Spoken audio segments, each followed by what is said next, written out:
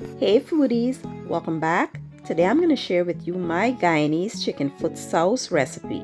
Let's get into it.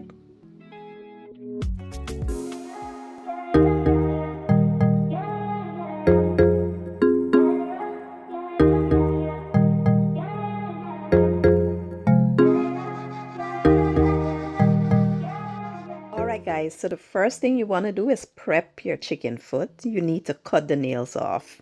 I've seen too many videos of people cooking the nails on the chicken foot. So you want to cut that first, and then you want to go ahead and wash the chicken foot with some limes, lemons, or vinegar. Then we will place it into a pot, and you want to boil this for about 10 minutes. Drain that water off, and then we will really start the cooking process. Next, you want to add your chicken foot to a pressure cooker, and then we will add some onions, garlic, thyme, and ginger. We'll also follow up with some fresh green seasoning, and we will add some dry seasonings as well, which are chicken bouillon, seasoned salt, complete seasoning, and black pepper. We will add some hot water to that, and you want to pressure this for about 25 to 30 minutes or so. It all depends on your pressure cooker or how you like your chicken foot, what texture you like your chicken foot. So once your chicken foot is soft or tender, you want to separate it, and then what I like to do is strain my broth so that it's nice and clean.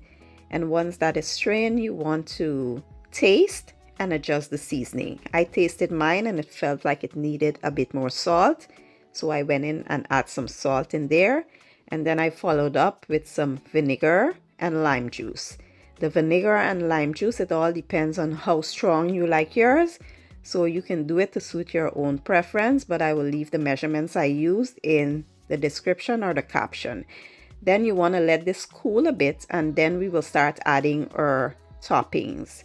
I am using some yellow and red onions. I'm using jalapeño peppers, habanero peppers, and chilies, as well as scallion, parsley, and I added 2 lime slices in there, and then I added some cucumbers. You could add whatever toppings you like here, but we will just allow this to sit for a few hours, or if you let it sit overnight, that would be best, but you want to let it marinate before serving, or else it will just taste bland. It won't taste, the way it's supposed to taste.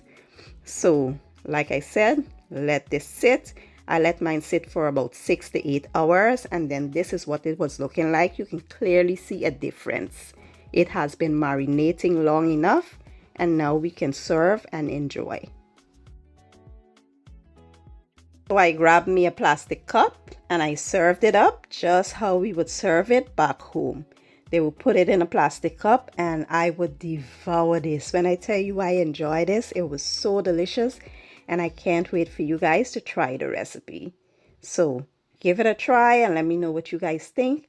I will leave all the ingredients, like I said, and the measurements down in the description or the caption, and I'll see you guys in my next one.